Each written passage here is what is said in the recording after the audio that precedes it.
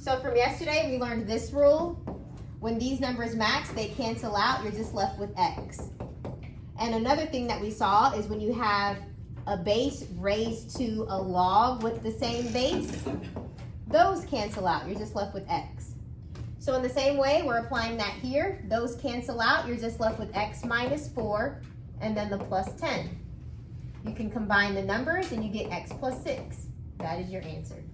Guys, the base is not written. So what do you know that the base is? Yep, when it's not written, it's 10. This is called the common log. And that's the rule that we have here. This base and this base matches. So those cancel out.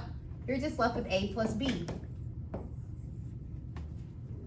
Again, we have another common log. The base is not written. That means your base is 10. Those cancel out. You're left with 8 times k. So your answer is just 8k. Now we're evaluating a log. I'm going to get an actual number. 3 to the power of what will give you 243? Okay, so you knew it was negative because it has to flip? So 3 to the regular 5 is 243, but if you want a fraction, that would have to be negative. So your answer is negative 5. We evaluated this log. The change of base formula says if you have a log, you can write it as this. And the reason why this comes in handy is because normally you're used to seeing stuff like this. What's the answer? 2, because 3 squared gives you 9. However, off the top of our heads, we don't know what 2 to the power of what would give you 54. So when we're given something like this, something a little difficult to evaluate, we're going to be using the change of base formula, and we're going to type that into the calculator. So to evaluate this, the change of base formula says you can write it as log 54 over log 2. And it does not matter what you choose to put as your base. Since I didn't write anything, what's my base? 10. You could write your base to be 3. You can make it 13. As long as they match, everyone will get the same answer, no matter what you choose as your base. So guys, go ahead and try to type this into your calculator. Let me know what you get. 5.75. Okay, using the change of base formula, we can write this as log 4 divided by log 25. So I'm going to type that into my calculator. 0.43.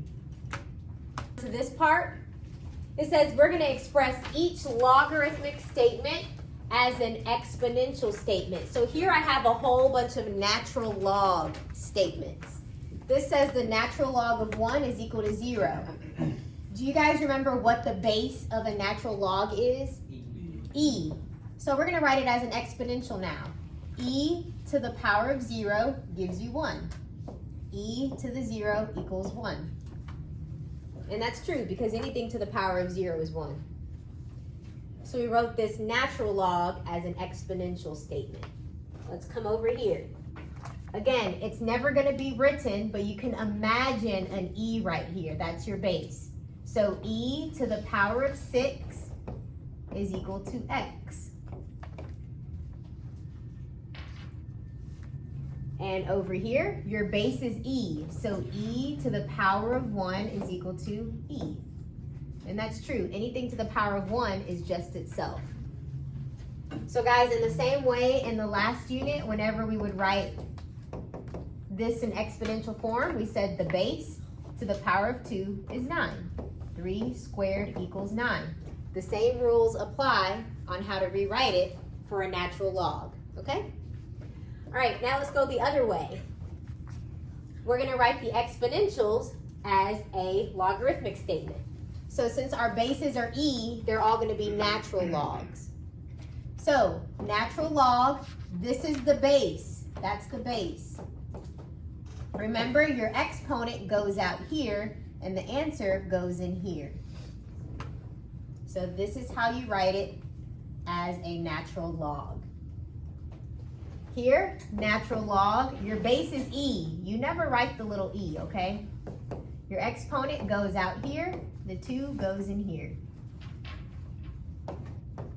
We're not going to write the little e.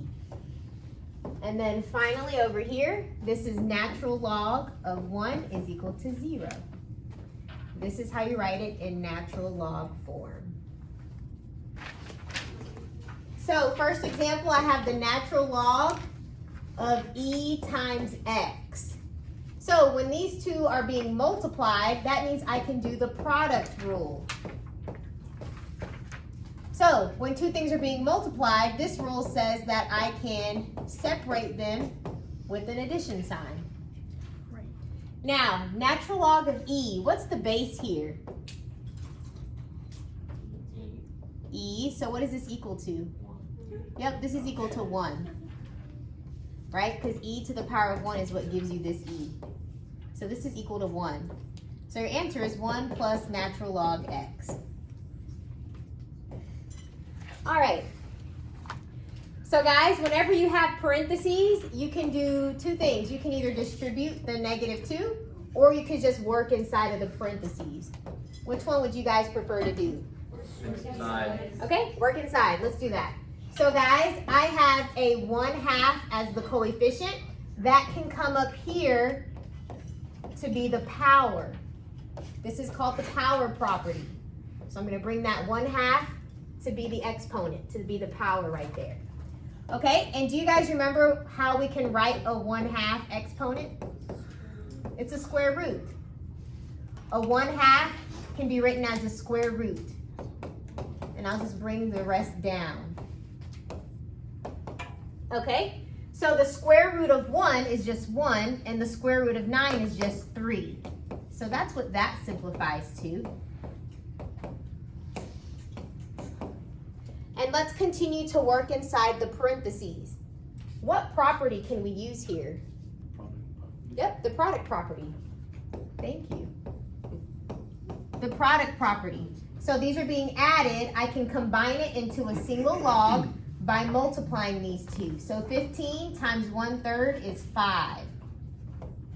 And you have this -2. You don't really need parentheses anymore. It's just -2 log 5. Now I'm going to use the power property again. This coefficient can come to the top. And when you have a negative exponent, how do you write it? What do you do when you have a negative exponent? 1/5. Yep. So you flip it. So it'll be 1/5 and it's squared. So this is just log of 1 squared is 1, 5 squared is 25. And that's your answer. So this negative exponent makes this flip.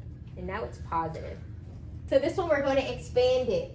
When something is being divided, we're going to use the quotient property.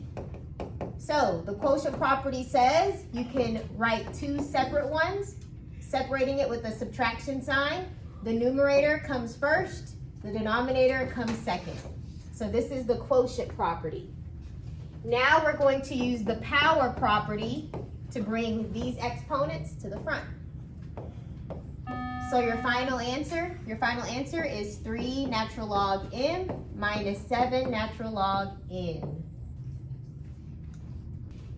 The first thing I notice is that this is being divided, so we're going to apply the quotient property.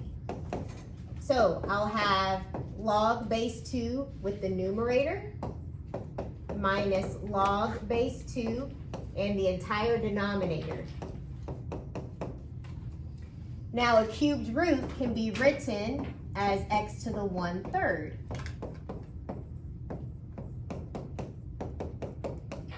And the 1/3 can come to the front. So that is your final answer. You cannot expand this any further.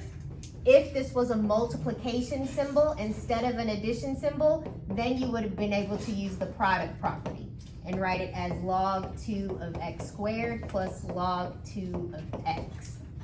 But because that's not a multiplication symbol, you cannot apply the product property. So we do not do this. That is an addition sign, and there's no property for that. So that's your final answer.